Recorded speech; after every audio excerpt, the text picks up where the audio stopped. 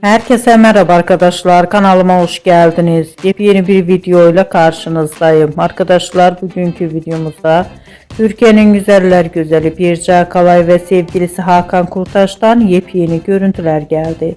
Muhteşem çiftimizin güzel, eğlenceli görüntülerini sizler için YouTube kanalımda video halinde sunuyorum. Umarım beğenirsiniz. Arkadaşlar, videomu beğendiyseniz kanalımı izlemeyi ve bildirim butonuna basmayı unutmayın. Şimdilik benden bu kadar olsun. Yeni videomuzda görüşmek üzere. Hoşça kalın.